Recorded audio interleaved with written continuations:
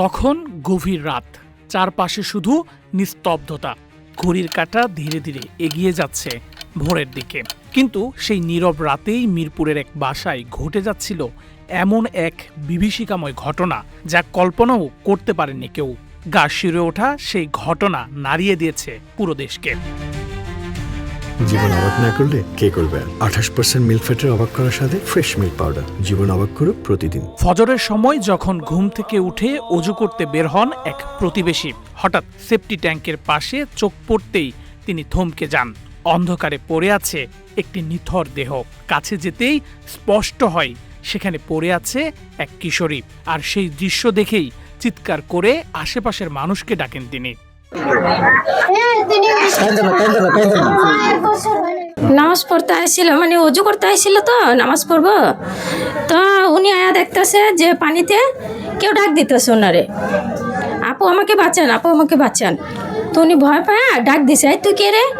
হ্যাঁ, তারপরে আমরা দরজাটা খুলছি।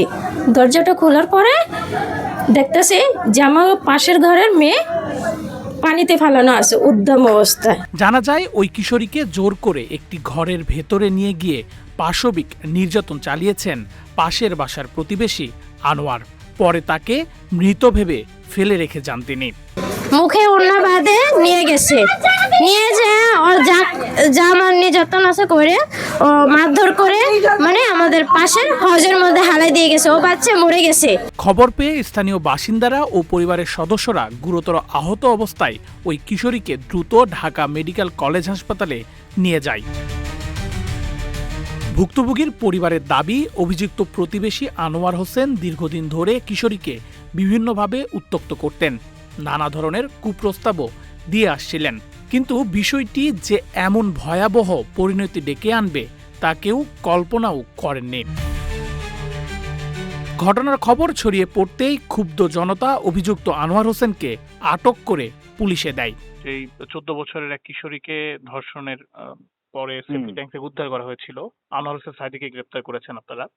এই বিষয়ে ভাই কোনো লাস্ট আপডেট আছে কিনা, যে অন্য ধর্ষণের সাথে আরো কেউ জড়িত কিনা? না, একজন আসামি ভাই। একজনই আসামি না ভাই? পরে ওনার কাছে কোনো স্বীকারোক্তিমূলক কোনো জবানবন্দি কিছু পেয়েছেন কিনা? আপডেট আছে নাকি? না। এখন কি উনি মানে আপনাদের কাছে কোর্টে? এ ঘটনায় জড়িত ব্যক্তির দৃষ্টান্তমূলক শাস্তির দাবি জানিয়েছেন পরিবারের সদস্য ও স্থানীয় বাসিন্দারা। নেহাল আহমেদ প্রান্ত, রূপালী বাংলাদেশ।